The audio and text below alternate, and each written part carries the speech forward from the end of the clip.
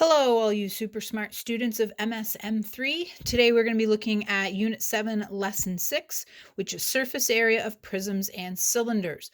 You saw this last year in MSM2. We spent, I think it was 4, maybe 5 different lessons doing everything that we're going to look at here today. So today's just a little review of last year so that we can make sure you're good with it, make sure that you've got this mastered, and so that we can start building upon it by finding the surface area of other shapes and look at some more complicated surface area problems. So what is surface area? It's the total combined area of a figure's outer surfaces. Basically, it means it's the area of all of the faces of your figure. So if I have, this triangular prism here, it's the area of each of these faces. And so one way to find the surface area is to find the area of each of those faces and add it up.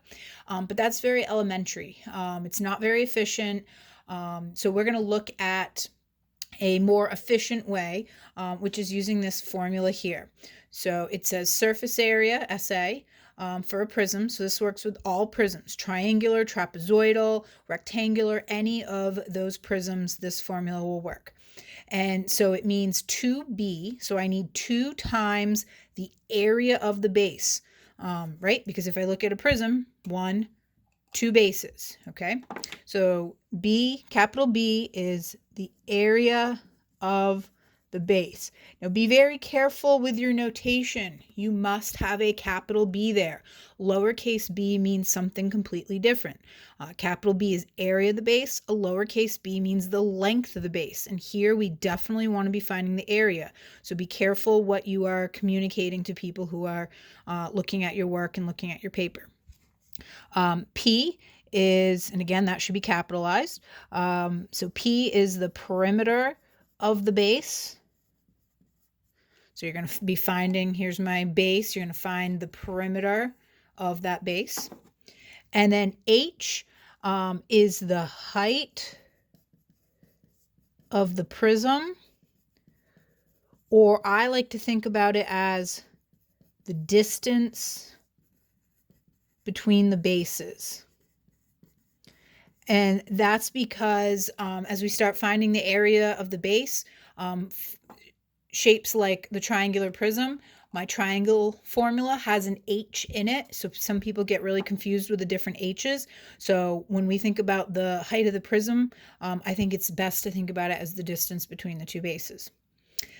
We've also got surface area of a cylinder. And if you look here, the formulas look almost the same, don't they? The only difference is the C versus the P. So still the capital B means, area of the base.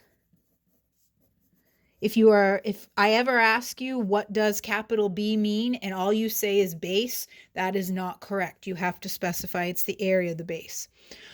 C is the circumference of the base. So in a cylinder, remember your base is circular, so you'd be finding the circumference, not the perimeter. And just in case, if you don't remember how to find the circumference, it's pi times the diameter, or 2 times pi r. So 2 times pi times the radius. Because remember, 2 times the radius, this 2 and this r, if I multiply them, that equals the diameter. So these two formulas are equivalent. One's just based on the diameter, the other is based on the radius. And then height still is the height of the prism, or the distance between the bases. Okay, so let's get to work here. The very first thing on these notes, we're going to have you naming the figures. I don't believe on the homework you do. I could be wrong. But even if you aren't required to do it, I strongly urge you to at least ask yourself that question. What is the name of the shape? Because that's going to help you figure out what the shape of your base is. Okay, so this right here is a rectangular prism. And rectangular prisms are certainly the easiest because it doesn't matter how the shape is oriented. It will be resting, whatever it's resting on, you can call it the base. So SA equals 2B plus PH.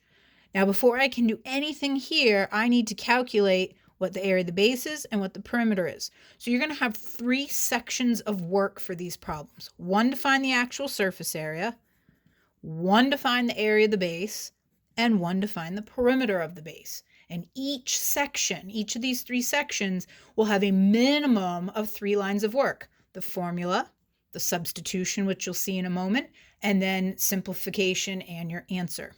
So let's start with the base. Some of you may find it helpful to use some highlighters. So pause this video and go grab some if you need to. So first thing, and I'm going to try to keep it consistent, I'm always going to use the yellow highlighter to highlight my base. So there is my base. Remember, it's a prism, so there are 2 of those bases, so highlight them both. Shape of the base is a rectangle, so that's length times width. So plug in your dimensions, and now that I've highlighted it, I can see that the dimensions would be 30 times 8, which is 240 feet squared. Remember, area, your units get squared. I'm going to find the perimeter of that same base. Perimeter of a rectangle, 2L plus 2W. And it's going to be these same exact dimensions that we just used here. So 2 times 30 plus 2 times 8. So there's my substitution. Don't start simplifying until you've substituted. 60 plus 16, so 76 feet. All right, so there are those 2 little pieces. Notice my minimum of 3 lines of work for each of these 2 sections, okay? Now let's go substitute in to our formula. SA equals 2 times B. We just found B's area of the base is 240. Perimeter is 76. The height, this is where your other highlighter comes into play. Your height is the distance between these 2 bases. So right here. So I'm always going to use pink for the height of the prism. Okay, so there we go. You can do all of them if you want, or you can just do one, whatever works for you to figure out what the height is. And in this case, it is 18. So 480 plus, all right, make sure you've got your calculator. You can definitely use your calculator on this. We don't want you spending time doing longhand computation. We want you focusing on the actual skill of using these formulas correctly. So final answer, 1,848 feet squared. Notice my work is neat, labeled, organized. It's very clear that there are 3 sections and what's going on in each section. So make sure that you have that. It'll make your life and your teacher's life much easier. All right. Moving on to the next one, name the figure. So if we look here, this is not a rectangular prism. We can see this triangle right here. So that makes it a triangular prism. And this is really nice because this is resting on its base. When it's not resting on its base, you have to be super duper careful. So write your formula, 2B plus PH. I got to find B and I got to find P. So it's a triangular prism. That means my base is a triangle. The area of a triangle is 1/2 BH. Notice I've got another B here. This one's lowercase, this one's uppercase. I will talk about that in just a moment. And then the perimeter, S1 plus S2 plus S3. Make sure that you're writing this 1, 2, and 3 as subscripts. They should be below the letter. If you write it above, then it looks like an exponent. These numbers have no value. They are just for labeling purposes. Okay, so get that yellow highlighter and highlight your 2 bases. So there's lots of numbers in this problem, so we need to be super careful. So 1/2 B. This means the base of the triangle. Okay, so if you need to, cover everything else up, so you're just looking at the triangle, that might help you with some of the numbers. So this is the base of the triangle. This is the height of the triangle. So be careful. I've got 2 H's here. This is the height of the prism. That's the distance between the 2 bases. That's going to be this right here. I haven't highlighted it yet, but we'll get to that in a moment. This is the height of the triangle. So remember, the base and the height of a triangle, they must meet at a 90-degree angle. So you need to look for that. Find that symbol. There it is right there. So what are my base and height of the triangle? Right there and right there, because that's my 90-degree angle. So what's this distance? 4. Now notice I'm using 4. It's this 4 right here, not this 4, okay? And then this base, this number is the same as that, so that would be 6. So 4 and 6. Half of 4 is 2. 2 times 6 is 12.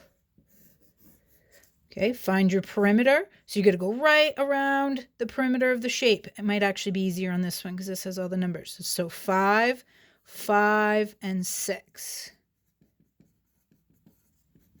So 16 centimeters. Okay, so now plug everything in. SA equals 2 times 12. That was the area of the base. Perimeter is 16. And then the height, remember this is the height of the prism, the distance between the two bases. So here's my two bases highlighted in yellow. So I'm going to highlight pink for that height. And if you need to, want to, do all of them. Okay, and that distance is right here. So that would be 4. So we get 24 plus 64, so 88 centimeters squared.